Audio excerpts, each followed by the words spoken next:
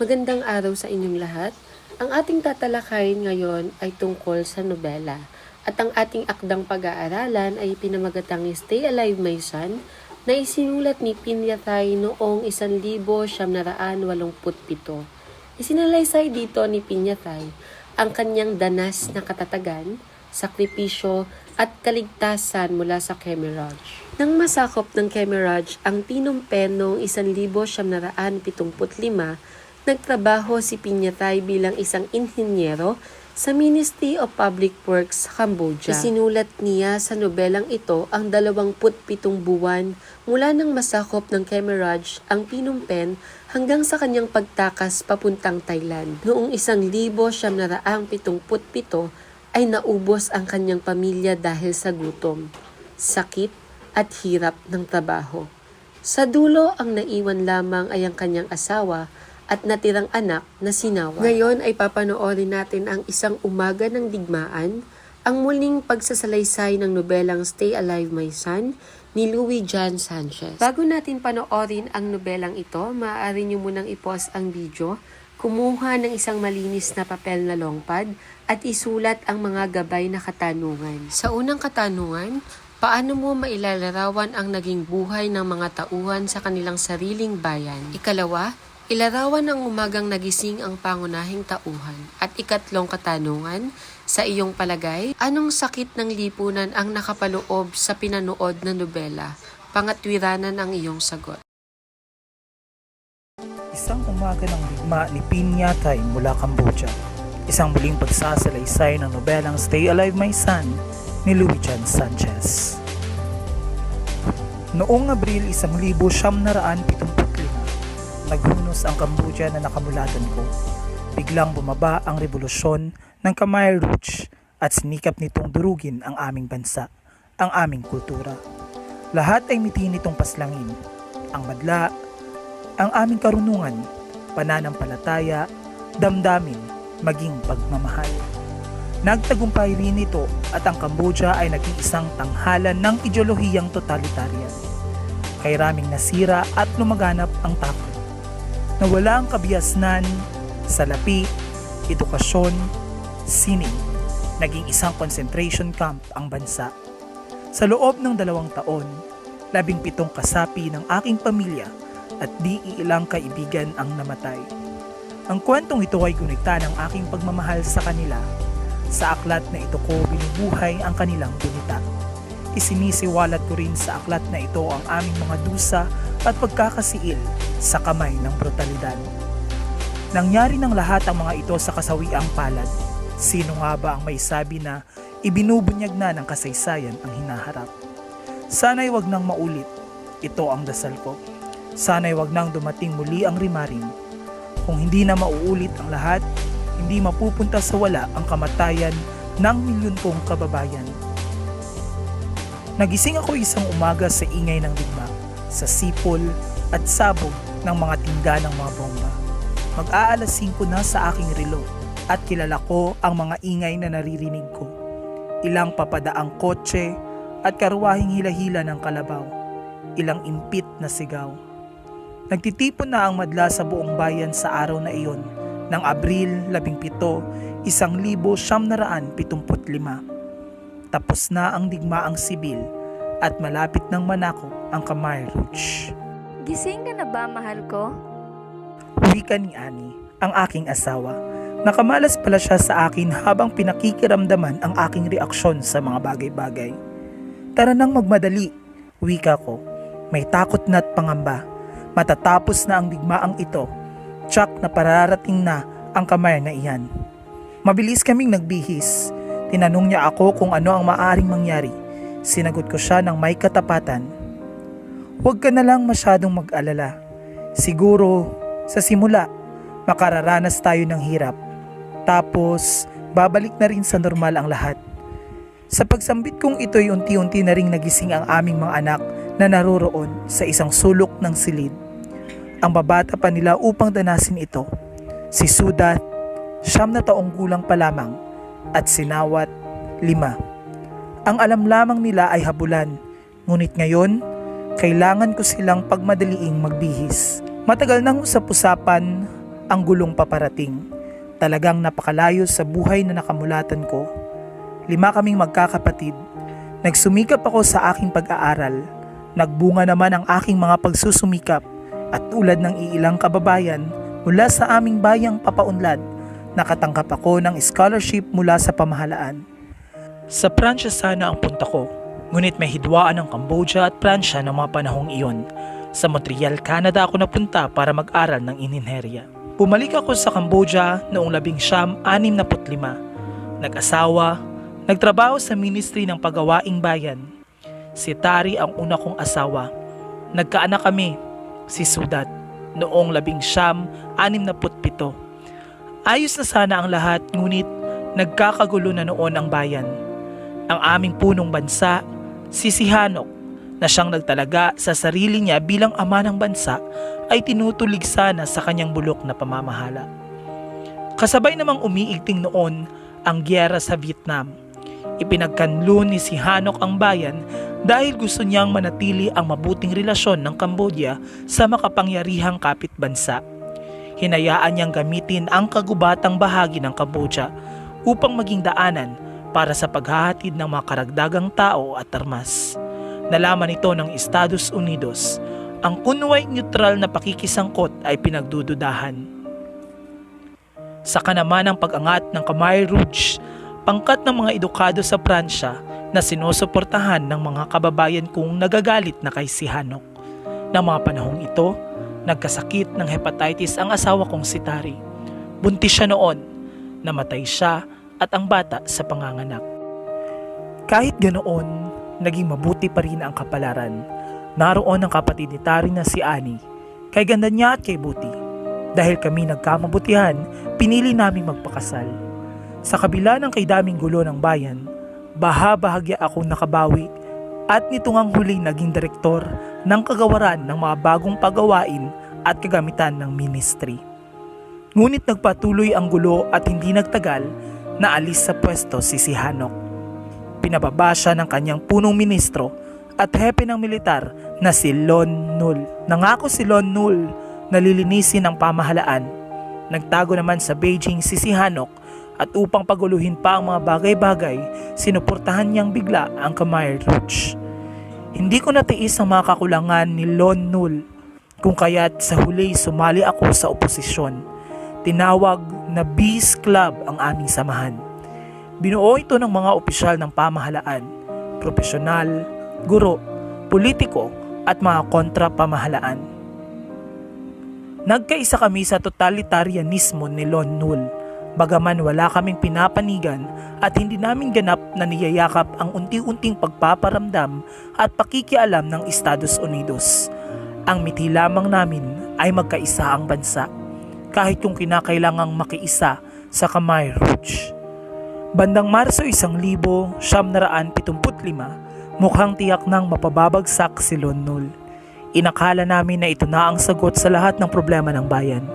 Inisip ko nga ring baka makatulong pa si Sihanouk para makahanap ng mapayapang solusyon. Nagbitiw siya ilang araw matapos. Abot tanaw na ang tagumpay, ngunit wala rin pala. 2 oras na kaming kalangkay ng madlang ito na patungo sa kwartel ng SAR Silip sa kabilang ilog. Ito ang pusod ng lungsod ng Phnom Penh. Habang ginagapang ng aming Fiat ang kalsadang wala nang mapaglugaran ng katawan, nakita kong lumilisan din ang iba ko pang kamag-anak. Nagtipon kami sa bahay ng pinsan kong si Owen at parang karaniwang araw lamang ito ng pagtitipong pampamilya. Nagtakbuhan ang mga bata nang makita ang mga kapwa-batang pinsan. Si Owen ay nag-iisa na lamang sa kanyang bahay dahil umalis na ang kanyang asawa at anak. Kasama ang mga biyanan niya patungo sa ibang bansa. Kinig kami ng radyo, walang balita, pawang tugtog lamang ng marcha militar. Tinanong tuloy ako ng kapatid kong si Teng kung ano ang tingin ko sa mga nangyayari. Guru si Teng, nakababata sa akin, may pamilya na rin at mga anak. Alam kong nag-aalala siya at sinabi kong sa palagay ko, aayusin din ng pamahalaan ang lahat. Ngunit biglang umalingaw-ngaw ang tinig ng kapatid kong babae. Si Vouch, siyang intelektual ng pamilya. Bakit wala pa silang sinasabi kahit sa radyo man lang? Hayaan mo lang, tingnan mo. Babalik na si Prinsipe si Hanok. Magiging mabuti na ang lahat, tugon ko. Hindi natuwa si Vouch sa narinig. Sa palagay mo ba'y hindi na niya uulitin ang mga pagkakamali niya? Natahimik ako, nag-isip. Siguro naman ay hindi na. Ang totoo'y hindi ko alam kung ano ang aking sinasabi. Kaya't bumaling ako sa isa pang naroroong nakikinig sa radyo, si Sarun, na kay tahimik. Ang palagay ko? Wika niya na may impit ng ngiti. Palibhasay, naalis sa pagkaguro 2 taon na ang nakalipas. Marahil ay umaasa pa rin siya ng mga sandaling iyon na may pagkakataong siyang makabangon.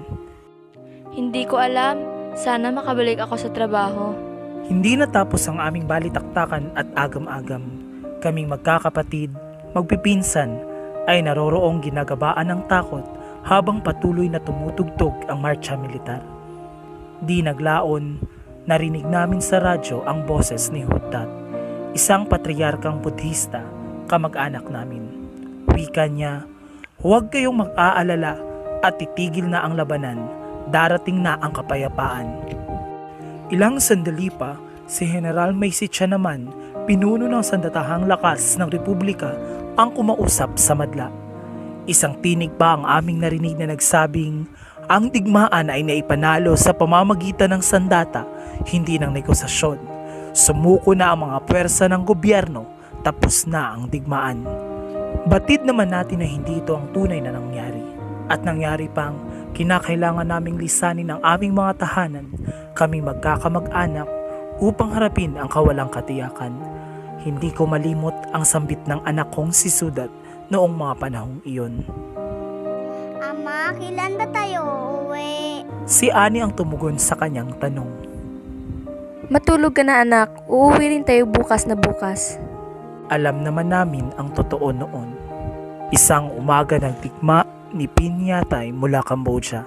Isang muling pagsasalaysay ng nobelang Stay Alive My Son ni Luis Sanchez.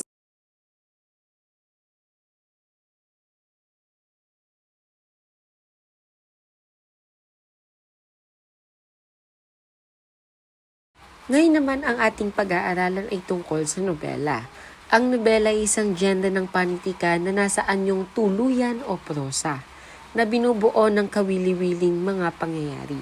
Pag sinabi nating prosa, ito po yung pangkaraniwang anyo ng nasusulat o sinasalitang wika at hindi po ito patula. Ibig sabihin po malayang pagsasama-sama ng mga salita upang makabuo ng isang pangungusap. Ang Noli Me Tangere at El Filibusterismo na parehong isinulat ni Rizal, ang dalawang pinakadakilang nobelang Pilipino na kinikilala rin sa buong daigdig. Marami ring nobelistang Pilipino bukod kay Jose Rizal. Katulad na lamang ni Luwalhati Bautista, ang may akda ng nobelang Gapo. Maliban kay Bautista, ay nariyan din sina Macario Pineda, Amado B. Fernandez, Liwayway Arceo at Faustino Aguilar. At ang ating pinanood kanina na nobelang Stay Alive My Son na isinulat ni Pinyatay noong 1987 ay mula sa Cambodia at ito po ay muling sinalaysay ni Luis Sanchez at pinamagatang isang umaga ng digmaan. At ngayon naman, dadako na tayo sa ating ikalawang tatalakayin ngayong araw, ang mga pahayag sa pagbibigay ng opinyon. Ano nga ba ang opinyon? Ito ay maliwanag lamang batay sa mga makatotohanang pangyayari, sa loobin at damdamin ng tao at hindi kailangang patunayan kung tama o mali. Ibig sabihin nakabatay po ito sa pagbibigay natin ng saloobin or pagbibigay natin ng sariling opinyon base sa ating nakita o nalaman. Ikalawa, ito ay bahagi ng pang-araw-araw na buhay sa mga pangyayaring nagaganap o namamalas sa ating paligid. Kasi sa araw-araw na tayo ay may nakikita, tayo ay may naoobserbahan, hindi maiiwasan ang pagbibigay ng ating opinyon, pagbibigay ng komento, o pagbibigay ng ating hatol sa ating napagmamasdan. Ano nga ba ang mga dapat natin isaalang-alang sa pagbibigay ng opinyon? Una, mahalaga na sapat na kaalaman sa paksang pinag-uusapan. Mas magiging matibay at kapani-paniwala ang pagbibigay natin ng opinyon kung tayo po ay may sapat na kaalaman sa paksang pinag-uusapan. Sa pagbibigay kasi ng opinyon, lalo na sa panahon ngayon, importante na alam natin lahat ng pinag-uusapan, ang bawat detalye bago tayo magbigay ng opinyon or ating saloobin. Ikalawa, masusing mapagtitimbang-timbang ang mga bagay at ikatlo, maging katanggap-tanggap ang ating mga opinyon. Sa masusing pagtitimbang-timbang ng mga bagay, kailangan ay hindi tayo bias o maging patas tayo lagi sa pagbibigay natin ng opinyon. Kailangan walang pinapanigan at walang pinoprotektahan. Magiging katanggap-tanggap ang ating opinyon kung wala tayong pinoprotektahan or kinakampihan. Narito ang dalawang uri ng pagbibigay ng opinyon. Una, ang matatag na opinyon at ikalawa, ang neutral na opinyon. Sa matatag na opinyon, kung malinaw nitong ipinapahiwatig ang matibay na paninindigan at paniniwala ng nagsasalita at mayroon siyang maihaharap na matibay na mga datos o ebidensya na magpapatunay sa kanyang mga sinasabi. Kaibahan sa neutral na opinyon, kung ang ipinapahayag ng nagsasalita ay ang kanyang sariling pananaw lamang tungkol sa isang paksa. Kadalasan din ang mga patunay na ginagamit dito ay nagmula sa sariling karanasan at pananaw ng nagsasalita. Ilan sa mga salitang nagpapahayag ng matatag na opinyon ay ang mga sumusunod. Buong giting kong sinusuportahan ang, kumbinsido akong, lubos kong pinaniniwalaan, at ang panghuli ay labis akong naninindigan na. Narito naman ang halimbawa ng matatag na opinyon. Lubos akong naniniwala na malaking bahagdan ng ekonomiya ng Pilipinas ang nalugmok dulot ng pandemya. Marami ang nagsarang negosyo, gayon din ang pagkawala ng trabaho ng mga mamamayan. Ang mga salita naman na hudyat sa pagbibigay ng neutral na opinyon ay ang mga salitang sumusunod. Kung ako ang tatanungin, sa aking palagay, kung hindi ako nagkakamali, sa totoo lang, sa tingin ko. Kung mapapansin natin sa neutral na opinyon, ito po yung pagbibigay natin ng sariling pananaw tungkol sa isang bagay. Halimbawa, sa aking palagay, ang susunod na eleksyon ang maaaring maging susi para sa inaasam nating pagbabago sa bansa. Ito po ay walang kasiguraduhan, hindi natin alam kung totoo dahil ito po ay neutral na opinion or galing lang sa kanyang sariling palagay at walang ebidensya o walang mga sapat na datos. Kaya po ito ay tinatawag na neutral na opinion. Para sa ating huling gawain, kumuha ng isang malinis na longpad. Sumulat ng isa o higit pang talata na naglalahad ng iyong karanasan kung saan humaharap ka sa matinding pagsubok sa iyong buhay. Gamit ang mga salitang pagbibigay ng opinyon, isulat ang iyong pananaw kung bakit nangyayari ang mga ganitong karanasan sa iyong buhay. Hanggang dito na lamang ang ating tatalakayin. Maraming salamat sa inyong lahat.